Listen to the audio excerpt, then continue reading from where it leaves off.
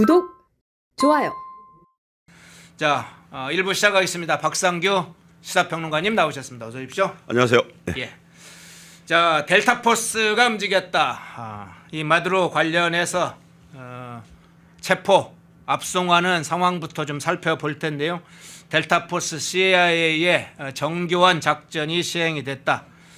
뭐 안전가옥에서 체포된 이 마두로 마약 단속국 본부에서 입감 절차 밟은 후에 뉴욕의 메트로폴리탄 구치소로 넘어가는 그런 장면들이 지금 공개됐습니다. 체포 당시부터 그 장면의 핵심적인 부분이 지금 공개가 됐는데 잠깐 그 영상 먼저 보고 오겠습니다.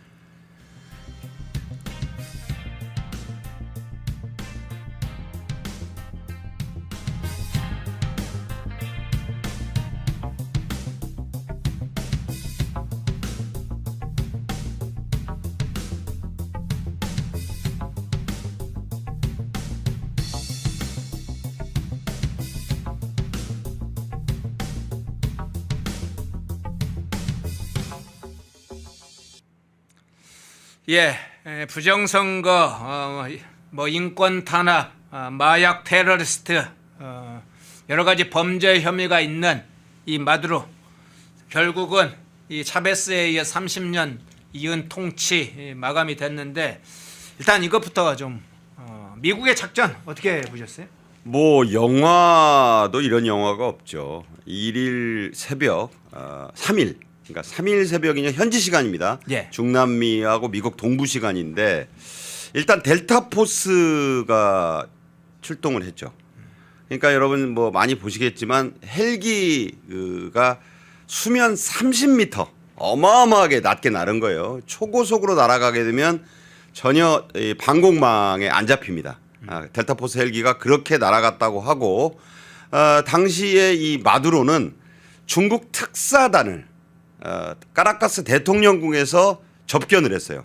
그 자리에 뭐 중국 공산당 간부들, 외교부의 시진핑 특사인 중남미 카리브 담당 특별 대표, 뭐 부국장, 무슨 참사관 뭐 등등해서 중국 공산당 대표단을 그 보란 듯이 만났고 그로부터 딱 6시간 반 뒤에 이 전격적인 체포 작전이 이루어졌으니까 어찌 보면은 그 중국에서 난리가 났어요. 그러니까 이게 중국 특사단이 만나고 돌아가면서 이제 그 마두로는 어떻게 생각했냐면 설마 뭐 내가 이게 시진핑이 보낸 특사들을 만나고 이렇게 한 거를 다 미국도 알 텐데 예. 그런 나를 어떻게 하겠느냐 이런 생각도 있었을 거예요. 중국의 뒷배를 좀 믿었을 텐데 뭐 전혀 아랑곳하지 않고 나이트 스토커가 제16 특수항공 작전대가 있지 않습니까? 예. 이 유명한 부대예요. 사실은 그 전부터 뭐 이 36년 전 1월 3일 날 파나마의 노리에가를 잡을 때도 그 부대가 동원이 됐고 아주 그 유명한 부대인데 나이트 스토커 저기 나오지 않습니까? 예. 이 순서에서 보면 기가 막혀요. 일단 그 까라카스 대통령궁에서 만찬을 하고 이제 어디로 갔냐면 처음에는 까라카스 대통령궁에 있는 그 침실이었는 줄 알았는데 그게 아니고 워낙 미국이 이제 언제 잡으러 올지 모른다는 위협을 하니까 그 근처 군사기지가 있는 모양입니다. 예. 그 군사기지 이름이 뿌에르타 티아나. 여기에 군사기지에 있는 시설의 침실로 간 거예요. 예. 그 부부가 실리아 플로레스라고 6살 연상의 그 차베스 변호사 출신이에요. 예. 그 말이 부부지 뭐 6살 누나하고 산 건데 정치적인 그런 어떤 그 정략 결혼 비슷하게 한 그 부부가 자고 있었는데 여기에 이제 델타포스가 급습을 한 겁니다. 나이트 스토커의 그 지원을 받아서. 그래가지고 이제 그 갔는데 그때 당시의 장면을 전부 그 말하라고 사저에서 과거에 그 오바마 대통령이 오사마 빈 라덴 그 암살 작전이라든가 예. 빈라덴 뭐이라든가 또 그 지금 말씀 그때 왜 사담 후세인 체포 작전을 다 봤잖아요. 네. 이번에도 그렇게 본 것 같아요. 거기서 모든 걸 봤는데 그 생생하게 또 중계가 됐었죠. 그래서 딱 그 델타포스가 이제 그 이 문 끊는 쇠톱까지 뭐 쇠 철제 그 절단기요? 절단기까지 가지고 딱 네. 들어가니까 마두로가 즉각 그 카라카스 그 뿌에르타티아나에 있는 침실에서 자다가 제일 먼저 패닝룸 영화에도 나오죠. 강력 철제 핵폭탄이 떨어져도 끄떡없다는 그 철제 방으로 튀어 들어가려고 했는데 그걸 델타포스 요원이 그냥 차단해 가지고 문 앞에까지는 갔으나 문을 열지 못하는 그게 영화죠, 영화. 예. 그 장면이 다 공개가 됐는데 딱 잡혔다는 겁니다. 그래가지고 그 유명한 장면이 또 나오죠. 압송을 하는데 나이키 로고가 선명한 아니 반미주의자가 웬 또 나이키 좋은 건 알아가지고 저 장면은 저 안에 나이키 그 후드티 입고 추리닝 차림이에요. 네. 추리닝 차림. 저겁니다. 예.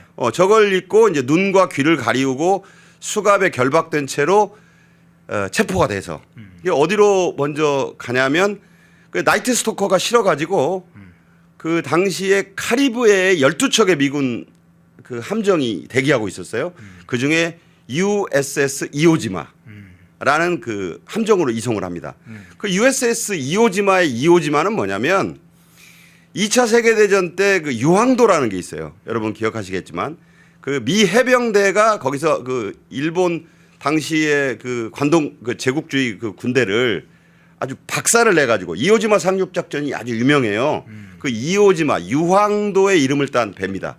거기로 딱 실어 가요. 그 거기다 실어 가지고 또 어디로 가느냐? 잘 아시는 관타나모. 쿠바 땅이긴 한데 그 위쪽에 관타나모라는 기지가 있잖아요. 뭐 관타나모 하면 유명하죠. 영화로도 나왔었던 그 어퓨 굿맨에도 나오고 그런 그 유명한 데인데 그 관타나모 기지로 일단 데려갑니다. 네. 그래서 일단 미군의 시설로 들어간 거예요. 여기서부터 어떤 논리가 적용되냐면 이 커 프리스비 원칙이라는 게 있습니다. 이때부터 마두로는 외국 대통령 취급을 받은 게 아니고 미국 국내법에 의해 기소된 범죄자 취급을 받는 거예요. 미국 영토 안으로 들어오면 그때부터는 미국 법의 관할을 받는다는 원칙이 있어요. 그 레이건 때 만들어진 원칙입니다. 거기로 가서 거기서 비행기를 타고 이제 쭉 해서 어디까지 가냐면 뉴욕에 있는 공군 기지로 갑니다.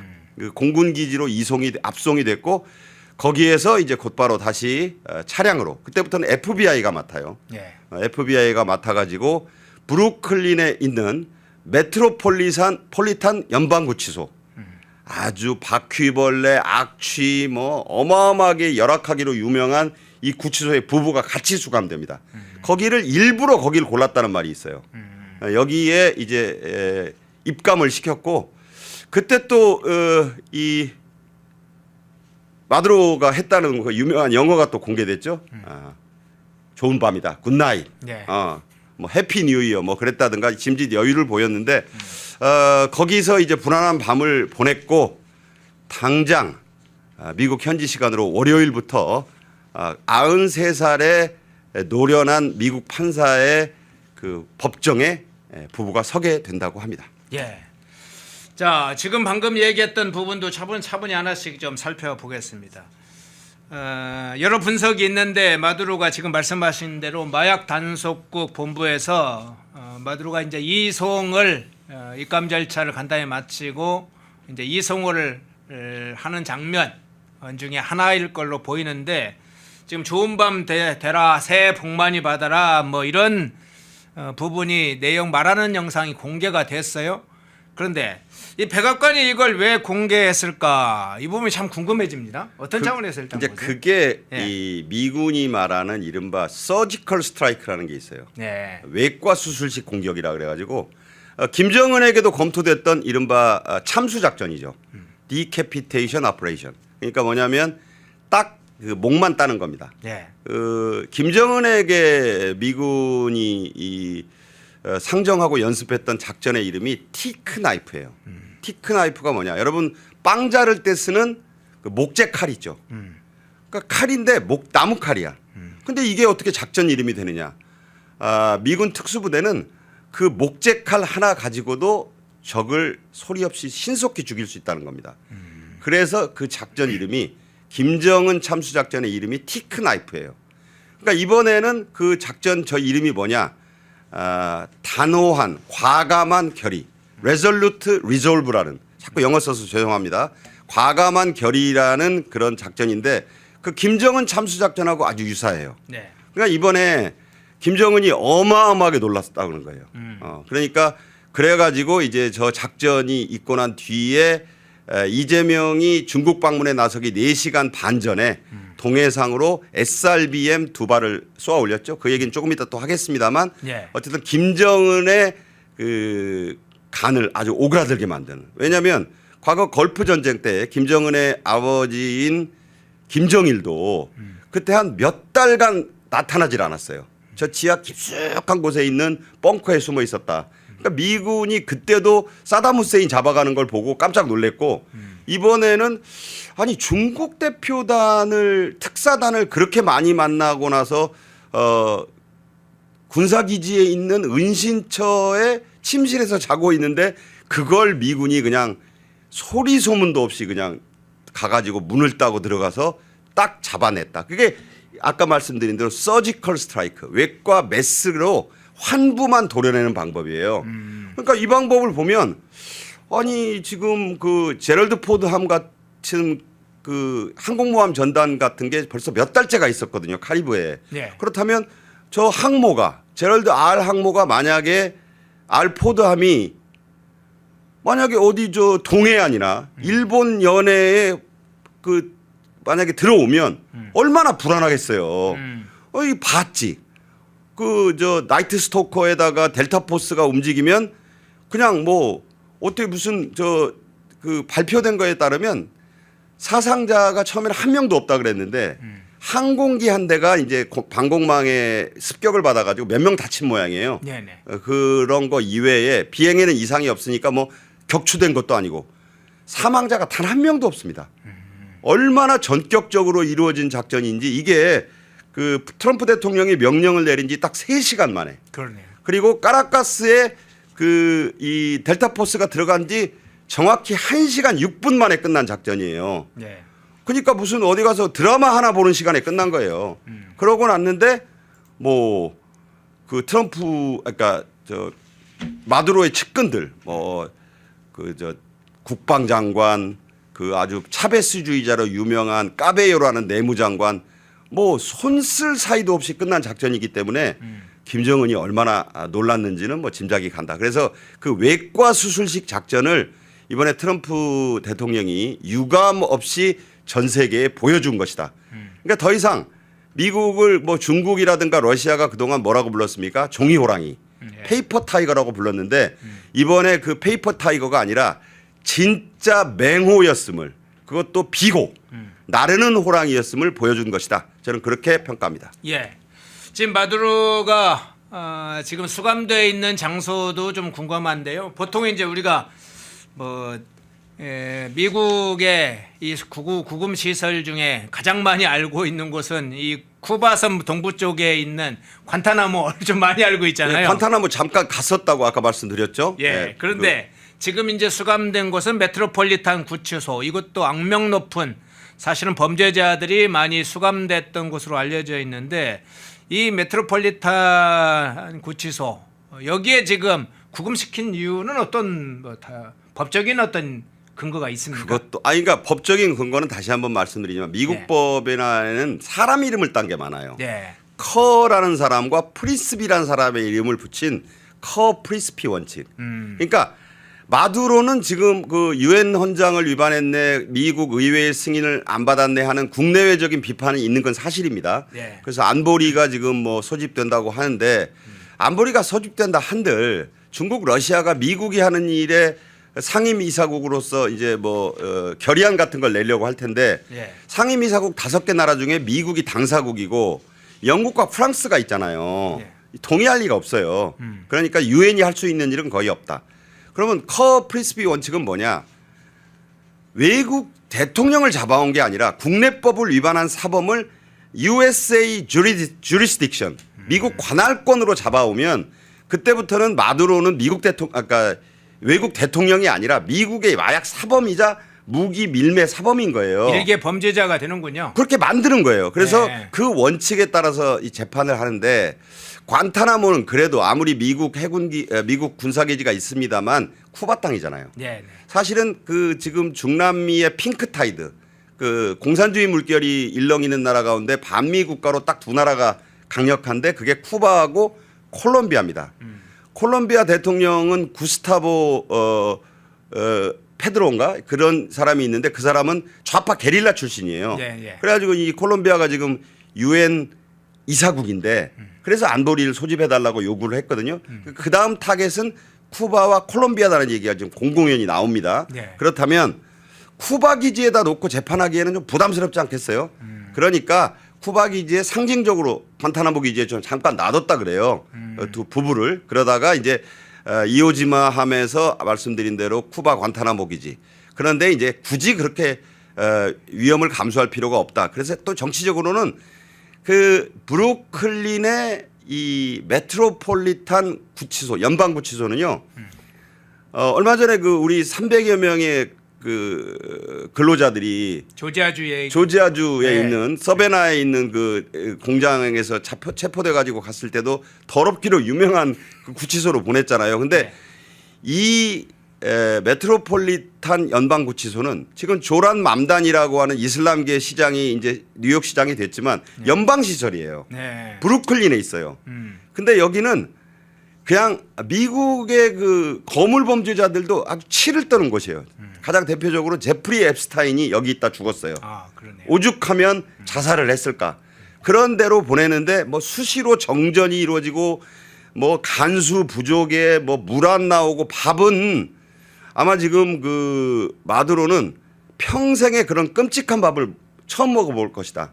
거기가 밥 나쁘기로 유명한 데입니다. 그러니까 중국 특사단하고 까라카스 대통령궁에서 그 호화 만찬을 즐긴 지 딱 만 하루도 안 돼 가지고 거기서 이제 그 얼어터진 쉰밥 덩어리를 먹게 되는 거예요. 그러니까 일부러 트럼프가 그런 곳으로 이 지금 마두로 부부를 보내 가지고 당장 잠자고 나자마자 지금 그 재판정에 세운다는 거 아닙니까? 예. 정치적으로 확실히 미국 범죄자는 이렇게 다룬다는 것을 지금 보여주기 위해서 일부러 그 메트로폴리탄 연방 구치소를 고르지 않았겠느냐.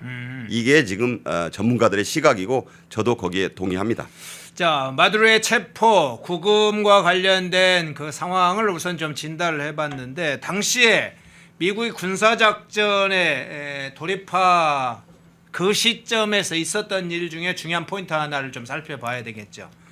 지금 마두로가 이 안가 은신처로 가기 전에 중국 특사단을 접견한 것으로 지금 알려져 있죠. 중국에 있어 베네수엘라는 굉장히 중요한 국가로 지금 지정학적 위치를 가지고 있죠. 1대1로의 이 남미의 가장 중요한 거점이기도 하고 중국에서 석유 수입을 하는 최대 수입국이기도 하죠. 중남미에 돈을 빌려준 국가 중에도 압도적으로 가장 많은 돈을 빌려준 투자국이기도 한 나라이기도 하죠. 그런데 미국이 중국 특사단이 이 마두로를 접견하고 있는 상황을 아주 자세하게 확인하고 있었을 텐데요. 당연하죠. 이 카라카스 수도, 이 베네수엘라 수도, 중국 특사단이 그 머물러 있는 그곳에 사실은 공격하는 상황도 벌어졌는데 이 부분은 어떻게 해석을 해야 될까요? 좀 심하게 말하자면 시진핑의 뺨을 그냥 후려 갈긴 거죠. 네. 저는 그렇게 봅니다. 이거는 아주 모욕 중에 모욕인 것이 네. 저기 지금 마두로하고 잔을 부딪히고 있는 사람이 란후 베네수엘라 주요한 중국 대사와 함께 간 중남미 카리브해 국장 중국 외교부의 류보. 그 뒤에도 전부 중국인이잖아요. 네네. 그 다음에 부국장 왕하오 왕씨예요. 네. 또 지역 담당관 류젠. 그 다음에 저 그림에 안 보이는 중국 공산당 간부들이 여럿 갔다 그래요. 네. 그러니까 마두로가 좀 양복에 잘 빼입고 나이키 그 침실복으로 갈아입기 전에 지금 저 모습인데 대통령국의 호화스러운 모습이 보이잖아요. 그러니까 안심을 했을 거예요. 마두로도 안심을 했을 거고 중국 대표단도 아니 중국 대표단 특사단이 갔는데 설마 무슨 일이 벌어지겠어? 그런 분위기 속에서 했는데 이 중국 저기서 이제 이 마두로가 했다는 얘기가 기가 막혀요. 그 류보 중남미 카리브해 국장 보고 그랬대요. 20년 전 우린 만난 적이 있다. 후진타오 주석 시절에 당신 내가 직접 본 적이 있는데 기억하느냐? 당연히 기억한다 그랬겠죠. 네네. 대통령 각하 뭐 기억합니다. 아이 빠른 세월 내에 이제 국장이 됐다니 대단하다. 시간이 정말 빠르게 흐른다. 아니 일개 그 특사단 그 뭐 어때 외교부 국장 정도를 그렇게 환대를 한 거예요. 네. 그러면서 뭐 이제 뭐 거기에 그 부통령 외무장관 등이 다 참석해 가지고 이제 쭉 했는데 저 자리에서 무려 600건이 넘는 베네수엘라와 중국과 베네수엘라의 계약이 있대요. 얼마나 경제 관계가 그 돈독하면 끈끈하면 협정만 600개가 넘는데요. 그거를 재확인하는 자리. 후진타오가 2007년에 그 당시에 우고 차베스 그 베네수엘라 좌파 대통령 때부터 지금까지 무려 670억 달러 97조 원을 중국이 베네수엘라에 투자했어요. 어마어마하네. 베네수엘라의 그 석유 매장량이 추정치만 3천억 배럴입니다. 세계 최고예요. 흔히 뭐 기름 그러면 중동만 생각하는데 매장량은 베네수엘라가 세계 최고다. 베네수엘라의 매장량을 가지고 있어서 사실 그 우고 차베스가 저 베네수엘라를 좌파 정권으로 만들기 전에는 그 나라 이 베네수엘라를 중동의 그러니까 중남미 카리브해의 사우디아라비아라고 불렀을 정도로 부국이었어요. 그때 하루에 300만 배럴씩 원유를 뽑았던 나라가 그 뒤에 차베스 집권 뒤에 이게 망가져 가지고 지금은 하루 100만 배럴도 못 뽑습니다. 근데 그 100만 배럴 정도 뽑는 그 원유의 80% 중국이 사가요.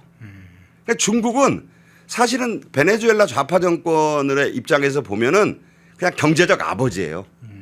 말이 베네수엘라지 이거 베네수엘라가 사실은 중국 땅이나 다름없습니다. 경제적 영토화 됐다고 봐야 돼요. 이 정도. 사실은 그러면 중국이 숨통을 좀 잡고 있다 이렇게도 봐도 되겠네요. 그냥 뭐 마두로가 대통령일 뿐이지 사실 중국의 경제 영토 아니겠는가.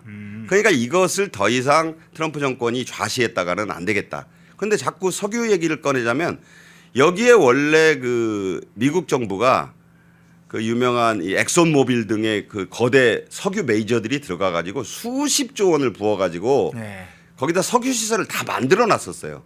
이걸 차베스가 집권하면서 다 뒤집어 엎어 가지고 사실상 탈취한 거예요. 석유 국유화 그 시점에요. 바로 그거죠. 네. 그러니까 그 당시에 미국 입장에서는 아니 그때 친미 정권이 있을 때 그 아무것도 아닌 베네수엘라에다가 그 수십조 원을 투자해 가지고 석유 시설 미국 석유 시설 다 만들어 놨더니 좌파 게릴라 그 당시 베네수엘라의 공수부대 중령이었잖아요. 차베스가. 네네.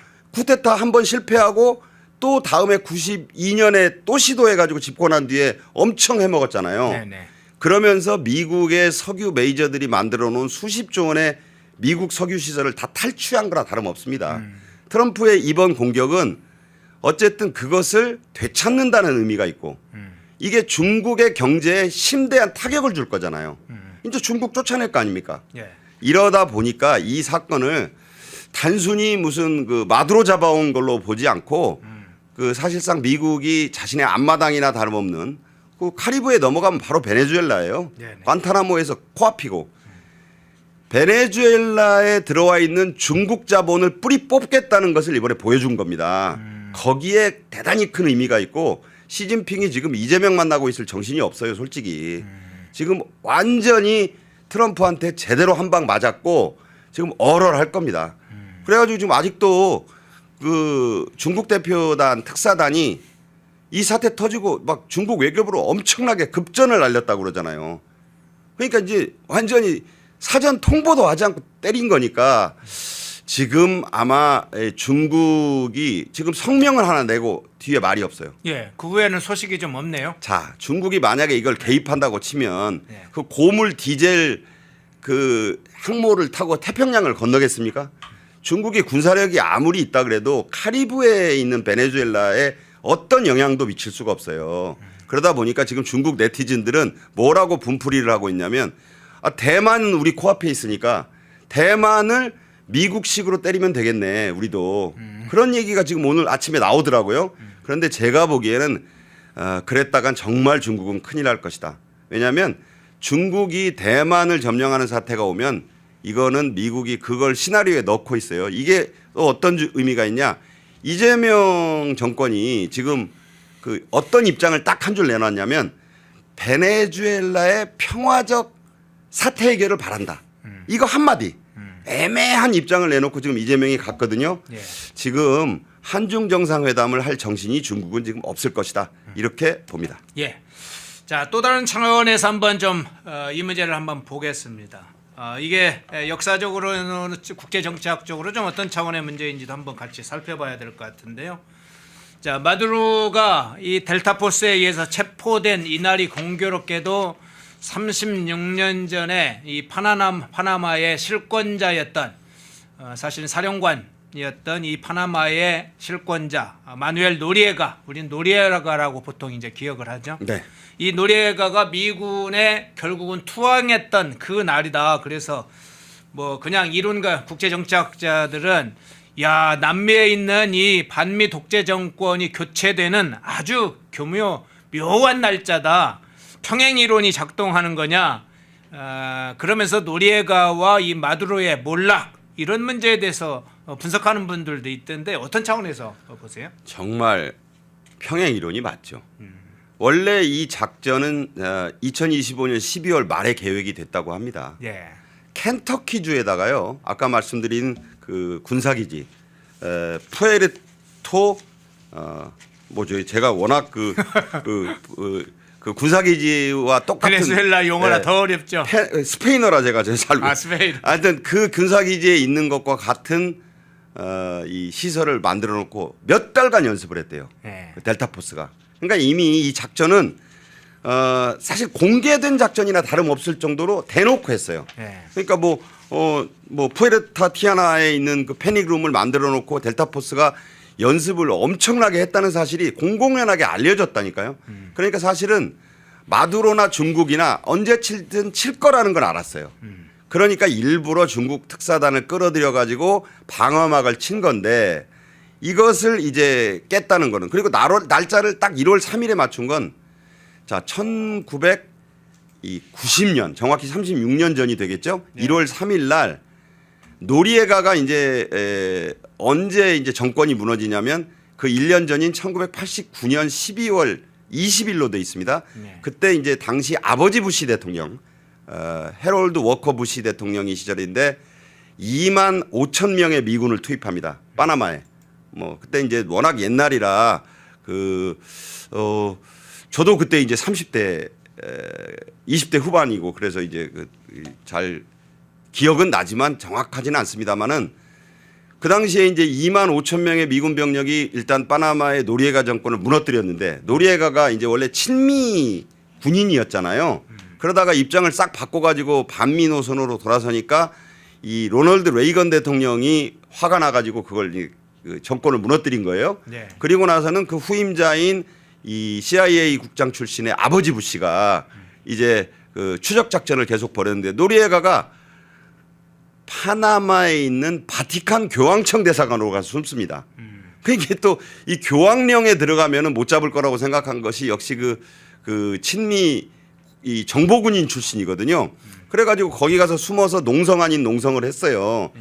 그런데 이제 워낙 압박을 하고 여러 가지 이제 회유를 하고 CIA가 나서고 하니까 결국 교황청 대사관에서 나와가지고 투항을 해서 체포된 바로 그 역사적 사진입니다. 저게 1990년 1월 3일이에요. 딱 그날 맞춘 거예요. 어떻게 이렇게 맞출 수 있지? 야, 그 싶은데 시점에는 또 동구권 구소련이 무너지는 그 시점이네요. 그렇습니다. 예. 그래가지고 저 때도 저렇게 그 머그샷을 찍었죠. 예. 그래가지고 이제 했는데 자 노리에가와 마두로의 공통점이 있어요. 똑같이 미국은 혐의를 두 가지를 크게 적용합니다. 마약 사범이다. 네. 그 다음에 이제 무기 밀매 사범이다. 근데 그 무기 밀매는 러시아도 도와주고 있는 그런 거예요. 예. 그래서 이제 트럼프 대통령은 과거 그 부시 정권 이게 다 공화당 정부 때 일어난 일입니다. 그렇죠. 그래서 이제 두 사람에게는 그 두 가지 혐의와 함께 부정선거 혐의를 추가했습니다. 그게 뭐냐면 노리에가도 마두로도 대선을 부정으로 치렀다는 혐의를 둔 거예요. 실제로 이 마두로는 2018년과 2024년 대선을 두 번 다 겨우 한 1점 몇 프로로 이겼는데 이게 그 선거 부정 논란이 엄청나지 않았습니까? 예, 1.5% 아주 그냥 경미한 차이더라고요. 아 그리고 발표를 안 해. 예. 그 개표 과정도 발표하지 않고 국제선거감시단이 와서 보겠다는 것도 마다하고 그냥 자기가 장악한 언론기관과 이런 데를 통해서 내가 이겼다 이래가지고 예. 뭐 그냥 일방적으로 권력을 거의 그 선거를 빙자해서 그냥 깔고 뭉갠 그런 사태가 되잖아요. 그래서 미국은 이번에 연방법정에 그 마두로를 세우면서 과거 파나마의 노리에가는 대통령은 아니었습니다만 그런 식의 부정선거 혐의까지 이번에 추가를 했어요. 그래서 만약에 이 부정선거 혐의로 마약 밀매와 함께 미국 법정에서 이 마두로가 재판을 받게 되면 이 문제는 상당히 국제적으로 문제가 될 소지가 있습니다. 제가 거기까지만 얘기를 하는 게 좋겠습니다. 예. 네. 자, 소식 하나 중간에 전해드릴게요. 이 마두로 이 첫 법정에 미국 법정에 언제 재판 첫 출두하느냐 그게 지금 알려졌죠. 한국 시간으로 알려졌네. 한국 시간 내일 6일이죠. 6일 오전 2시에 미국 법정에 첫 출두를 한다. 마두로가 출두를 한다. 아니 기소와 재판이 이 굉장히 빠르게 진행이 되는데요. 사실은 다 짜놓은 거예요. 네. 아까 말씀드린 대로 이 재판을 맡을 판사 연세가 93세입니다. 예. 그야말로 미국 법의 정통한 판사를 딱 준비해 놓고 있어요. 그리고 왔다 갔다 이제 마두로는 이제 그때 그 노리에가가요 40년형을 받고 30년형을 살다가 결국 죽지 않습니까? 예. 감옥에서 죽는 거예요. 마두로와 같이 잡힌 플로레스라는 그 영부인 그러니까 뭐 영부인이라고 하긴 그렇네요. 그러니까 전 대통령 부인 이 실리아 플로레스라는 사람은 마두로보다 6살이 연상이에요. 뭐 연상 부분은 있을 수 있는데 어떤 사람이냐면 이 실리아 플로레스는 이 대통령 부인이 아니에요. 사실은 차베스 변호사 출신이에요. 네. 그래서 차베스가 쿠데타 일으키고 그 재판 받을 때 그때 이제 변호를 맡아가지고 차베스의 신임을 얻어가지고 나중에 국회의장도 하고 검찰총장도 하고 어마어마한 뭐 이게 이 어느 나라 얘기 듣는 것 같죠. 변호사 출신이에요. 그래가지고 이제 나중에 차베스가 또 잘 커가지고 이게 이제 뭐 국회의장 또 부부가 다 국회의장을 했어요. 네. 그 다음에 이제 외무장관, 부통령하고 하다가 대선 부정선거를 해가지고 대통령이 되니까 둘이 결혼을 합니다. 그래서 맺어진 부부예요. 그래서 사실 이 실리아 플로레스라는 뭐 그림을 한번 봤으면 좋겠는데 이 사람은 베네수엘라 이 마약 밀매와 부정선거의 또 다른 축이에요. 그래서 사실은 그 지금 대통령 부인에 대한 것은 뭐 사람들이 동정론을 펴는데 이 마두로가 뭐라고 표현하느냐 마이 와이프라고 안 해요. 나의 첫 번째 전사라고 표현해요. 그러니까 워낙 6살 누나인데다가 차베스주의자로서는 훨씬 선배다. 검찰총장 당시에 야권 탄압에 상당히 주역이었다는 얘기도 많이 들리던데요. 주역이죠. 네. 뭐 그야말로 어떻게 보면 차베스주의라는 점에서 보면 실리아 플로레스란 이 마두로 부인이 훨씬 더합니다. 예, 잠깐만요. 실리아 플로레스, 베네수엘라 마두로의 부인 실리아 플로레스 한번 사진 이미지 있으면 예, 이제 그게 나오는 동안에 말씀드리면 예. 그래서 이 실리아 플로레스가 만약에 재판을 받게 되면 나이가 70이에요. 이 실리아 플로레스는. 그러니까 노리에가의 경우에 보면 64세인 페드로나 70세인 플로레스는 그냥 미국 땅에서 죽을 수 있습니다. 재판받다가 예. 40년형 받은 아까 말씀드린 이 노리에가가 30년형 살다가 감옥에서 죽었어요. 그런 점에서 비춰보면 이 마두로와 그 부인이 미국 땅을 벗어날 가능성은 없어요. 이렇게 되다 보면 저 사진은 굉장히 젊었을 때 모습입니다. 그러네요. 예. 지금 마두로도 좀 젊었을 때. 예. 근데 이제 6살 연상이고 사실상 뭐 자꾸 연상을 강조하니까 뭐 연상녀를 제가 무슨 이 디스하는 건 절대 아니고 그래서 실리아 플로레스를 또 재판하다 보면 어마어마한 그 사실상 핵심적인 차베스주의의 핵심을 더 알고 있는 건 플로레스예요. 그래서 플로레스 재판도 같이 주목해서 봐야 된다. 그러니까 앞으로는 미국 연방 법정에서 이루어질 저 두 이 부부의 재판이 굉장한 이슈가 될 겁니다.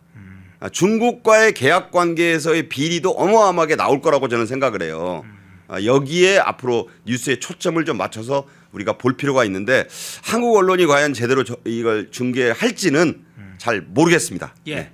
풍비윤님, 케빈윤님, 호프 엔투님 후원 고맙습니다.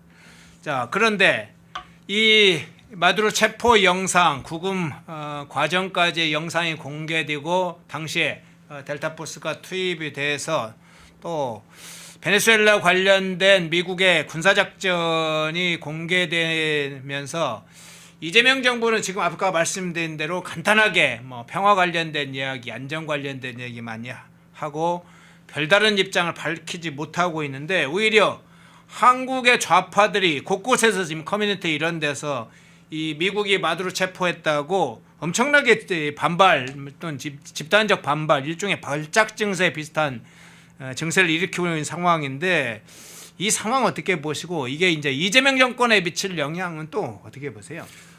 조심스럽지만 일단 이렇게 보는 거예요. 지금 중국과 러시아는 일단 반대 성명과 함께 네. 즉각 석방시켜라 이렇게 지금 요구를 하고 있는데 유엔 안보리가 이제 현지 시간 5일 소집이 됩니다. 네. 내일 소집이 되겠죠. 우리 시간으로는. 그런데 아까 말씀드린 대로 유엔이 할 일이 별로 없어요. 상임이사국 5개 상임이사국은 과거에 보면 미국이 뭘 하려 그러면 중국이 기권하거나 반대하고 러시아가 끼어들고 이래가지고 못했잖아요. 마찬가지예요. 유엔 안보리에 무슨 결의안이 채택될 가능성은 전무하다. 안 될 것이다. 그러면 유엔 말고는 힘의 논리밖에는 작용을 안 해요. 그러면 지금 한국에서도 진보 뭐 소위 좌파 언론들은 계속 뭐라 그러냐. 엄연히 왜 외국 대통령을 외국의 영토에 들어가서 미국군이 잡아가느냐. 이건 잘못됐다라고 주장을 하면서 유엔 헌장과 국제법을 자꾸 얘기를 해요. 물론 트럼프 정부는 이걸 다 알고 시작한 일이지 이걸 모르고 시작하지 않았다라고 볼 수 있고 반면에 이스라엘의 네타냐후라든가 그 유럽의 입장이 중요한데 유럽은 긍정적인데 조심스럽게 상황을 보는 거예요 지금. 이게 이제 어떻게 갈지를 좀 신중하게 보고 있는 것이고 그러니까 이게 딱 지금 거의 이 친미 반미에 의해서 마두로 체포를 바라보는 시각이 확연히 다릅니다. 예. 그러니까 앤디 킴 미국 민주당 상원 의원도 자꾸 이제 그 점을 공격하는 거예요. 유엔 헌장 위반이고 그게 미국 의회의 동의를 받지 않은 외국 일종의 침공이 될 수 있고 또 외국 대통령을 잡아온 것은 잘못 아니냐. 사실 이것은 정치적으로 트럼프 정부가 풀어내야 할 숙제이기는 합니다. 근데 이것은 어떤 측면이 강하냐면 당장 올해 11월에 미국 중간선거가 있잖아요. 예. 그러니까 트럼프로서는 지금 이 앞서 작년 말에 잇따라 치러진 선거에서 계속 졌어요. 그리고 이제 그 관세 통상 정책 때문에 물가가 오르면서 지금 인기도 많이 떨어져 있는 상태고 그러니까 뭔가 이것을 확 뒤집을 반전 카드가 필요했을 것이기 때문에 국내법적으로 국제법적인 문제, 유엔 헌장의 위반 문제 나아가서 의회 승인을 받지 않고 대통령이 단행한 작전이라는 점 이 적지 않은 법적 부담이 있습니다. 네. 다만 이것은 미국 조야의 여론 그러니까 이제 베네수엘라의 어마어마한 석유를 중국에 손하기 위해서 우리가 가져올 수 있다. 그럼 이 기름이 얼마냐? 이제 이것을 국민들에게 설득시키면서 그 우리의 자산을 찾아서 미국인의 지갑을 다시 불려줄 것이다. 이렇게 이제 나갈 것이고 그리고 미국이 지금까지 말씀드린 대로 종이 호랑이 얼마나 중국이나 러시아가 또는 좌파들이 뭐 큰 소리만 쳤지. 과거 정부 때부터 민주당 정부 때 특히 그랬잖아요. 뭐 비실된다, 뭐 제대로 분쟁에서 역할을 못한다. 그 종이 호랑이인데 이번에 종이 호랑이 아닌 거 보여줬잖아요. 네. 바이든 정부 때의 무력함에서 벗어났고 그것이 과연 이제 미국인들의 여론 그리고 EU의 지지를 끌어낼 수 있느냐 여기에 저는 이제 이 승부가 달려 있다 이렇게 보고 아까 말씀드린 대로 마두로를 재판하는 것은 미국의 관할권으로 잡아오면 재판할 수 있게 돼 있어요. 커 프리스비 원칙이라고 제가 다시 공부를 해보니까 이 원칙대로 재판을 할 수 있는 것이기 때문에 그러면 이제 외국 침공, 외국 지도자의 납치라고 보는 시각이 있고 예. 중국, 러시아의 영향력으로부터 미국의 앞마당 나가서 중남미 카리브해의 패권을 미국이 되찾아오느냐는 긍정적인 측면, 이른바 1823년에 선포됐던 먼로주의라는 게 있어요. 네, 네. 불간서 원칙인데 그 트럼프 대통령은 이것을 신먼로주의, 그러니까 트럼프의 도널드를 따가지고 돈로주의라고 합니다. 이걸. 이 돈로주의를 표방했기 때문에 이 돈로주의로 미국의 자존심과 국력을 회복하고 중국과 러시아에게 보기 좋게 한 방을 먹인 것을 더 평가할 것이냐. 이것은 앞으로의 여론전에 달려 있고 이 지갑이 누구 손에 가느냐. 이 돈이 지금 어마어마하잖아요. 아까 말한 대로 3천억 배럴입니다. 묻혀 있는 석유만. 자, 이것이 좌파들의 손아귀 위에서 이 우파 정권 미국의 손으로 넘어온다는 점. 그리고 지금 베네수엘라의 정정이 지극히 불안합니다. 이 얘기를 왜 말씀드리냐? 마르코 루비오 미 국무장관이 이런 사태를 다 예견하고 미리 선을 댄 게 누구냐면 지금의 이 베네수엘라 대법원이 대통령 권한 대행으로 지명한 사람이 있어요. 네. 부통령이죠. 네. 델시 네. 로드리게스 여성입니다. 이 사람에게 이제 모든 걸 다 얘기해서 필요하면 뭐든지 하겠다라고 했었다는 거예요. 루비오나 벤스 부통령의 말에 따르면. 근데 갑자기 지금 입장을 좀 바꾸고 있어요. 예. 그래서 마두로가 유일한 대통령이고 미국은 즉시 석방하라 이렇게 목소리를 높였어요. 그러니까 미국에서 이제 트럼프 대통령이 이게 얘기가 다르지 않나? 만약에 그런 식으로 계속 나오면 마두로보다 더 끔찍한 일을 당할 것이다라고 지금 경고를 했어요. 이 말은 뭐냐면 한 번 잡아갔는데 두 번 못 잡아가겠느냐 그런 얘기가 될 수 있고 그 델시 로드리게스 보고 똑바로 하라는 거예요.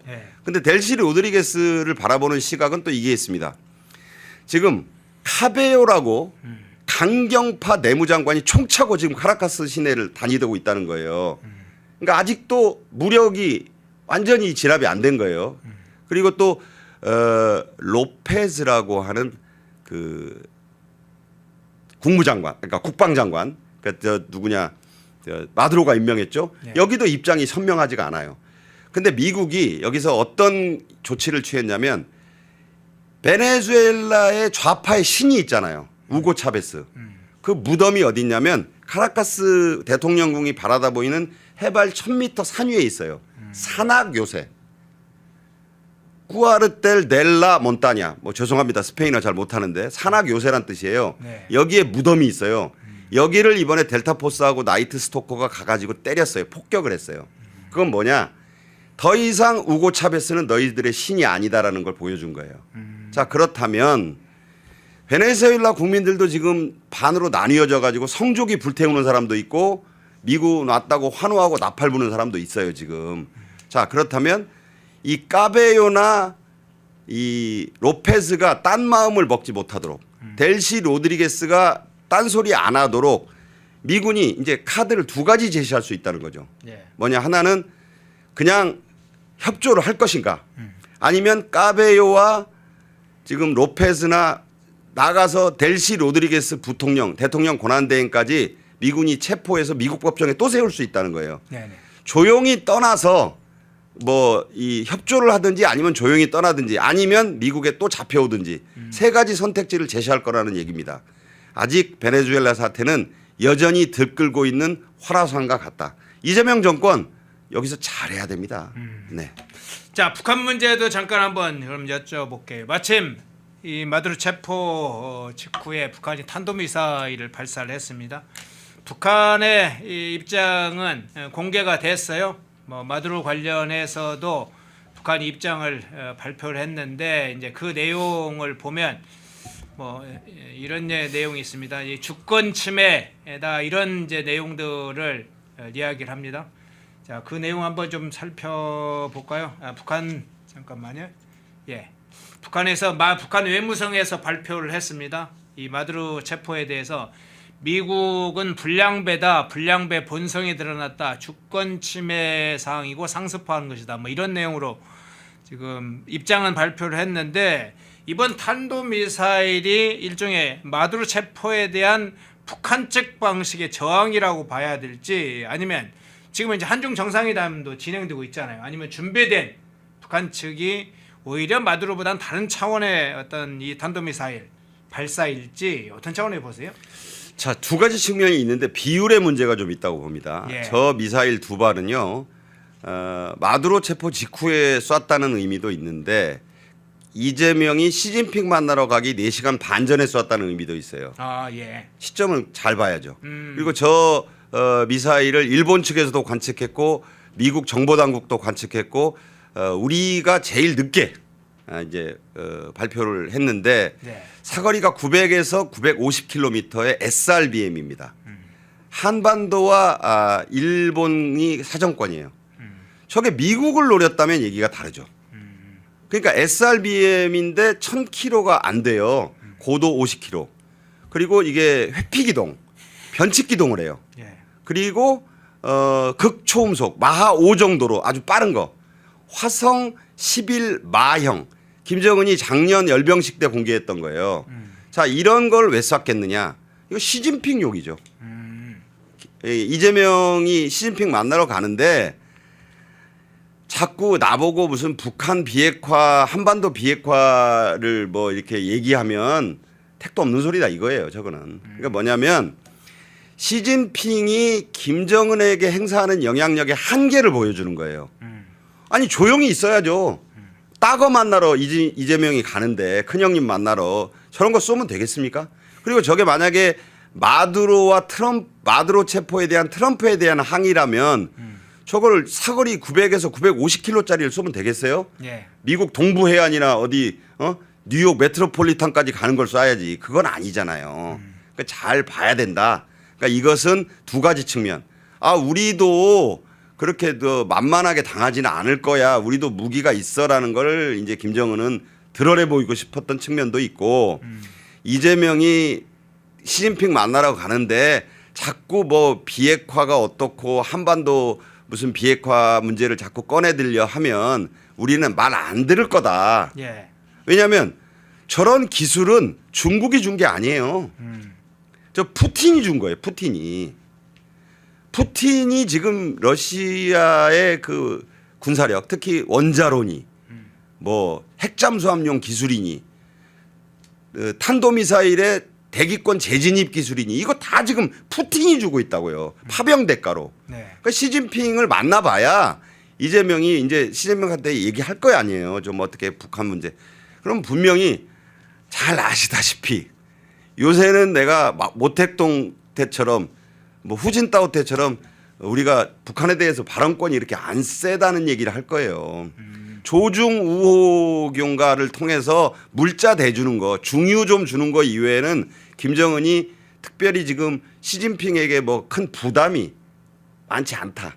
자, 그러니까 저것은 미국을 향한 경고탄의 의미도 있지만 한중 정상회담 해봐야 나를 뭐 어떻게 옥죄려고 하는 거 조치에 대해서는 나는 단호히 반대한다. 라는 의미가 더 강하다고 저는 생각을 하고 결국 그렇다면 대만 문제는 미국 입장 때문에 쉽게 못 꺼내놓을 것이고 한반도 비핵화는 저렇게 김정은이 자기의 위력 과시를 해서 쐐기를 박는 것이고 무슨 얘기를 가서 할지 좀 의문입니다. 예. 자, 마두로 체포 관련된 미국의 베네수엘라 군사 작전을 중심으로 해서 그 진행 현황, 마두로의 지금 재판 어떻게 진행될 건지 그리고 거기에 특수작전이 어떤 방식으로 진행됐는지 이것이 미치는 영향을 좀 두루 좀 짧은 시간에 집중해서 좀 살펴봤는데요. 펜앤마이크에서 추천하는 영상도 보고 가세요. 다른 영상도 즐기시려면 구독 버튼을 꼭 눌러주세요.